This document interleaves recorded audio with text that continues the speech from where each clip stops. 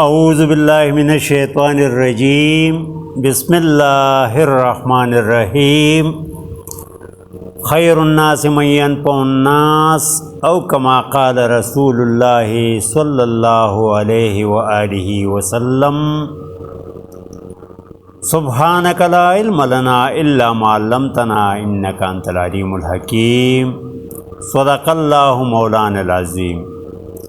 محترم سامعین و ناظرین، السلام علیکم ورحمۃ اللہ وبرکاتہ۔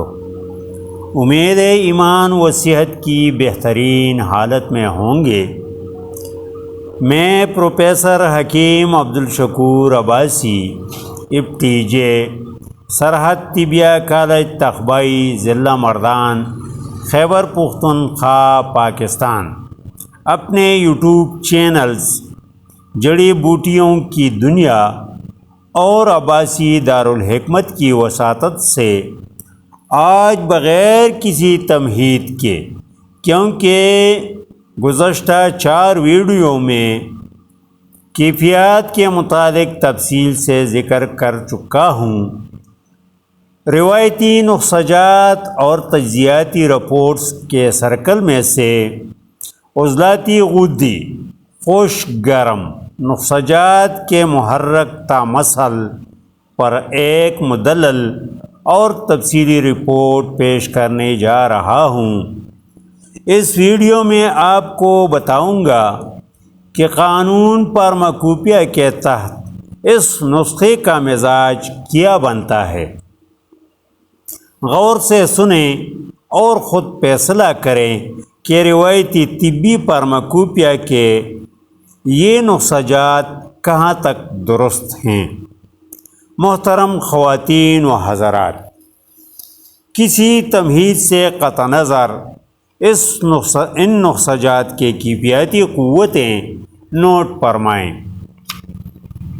نمبر 1، قرن پھل یعنی لونگ، خشک 3 گرم 3۔ نمبر 2، دار چینی، خشک 2 گرم 3۔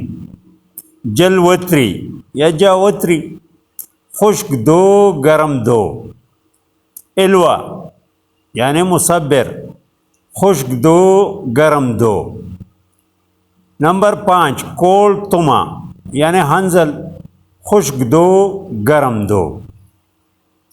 اگر ان محرک تامسل نقصجات کا بنظر عمیق جائزہ لیا جائے تو ان کی کیفیاتی قوتوں میں سے خشک کیفیات کی مجموعی تعداد 11 جبکہ گرم کیفیات کی مجموعی تعداد 12 بنتی ہیں۔ اگر عدد صحیح معلوم کیا جائے تو 11 تقسیم 5 مساوی 2.2 خشک اور 12 تقسیم 5 مساوی 2.4 گرم۔ پس قانون طبی فارماکوپیا کے تحت ان نقصجات کا مزاج گرم خشک ہی بنتا ہے، نہ کہ خشک گرم۔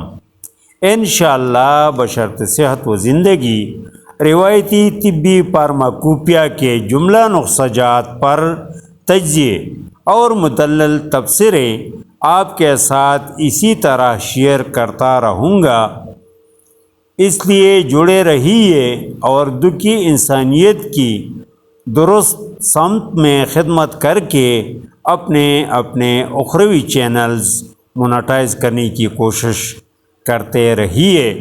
ہم زندہ، صحبت باقی، والسلام۔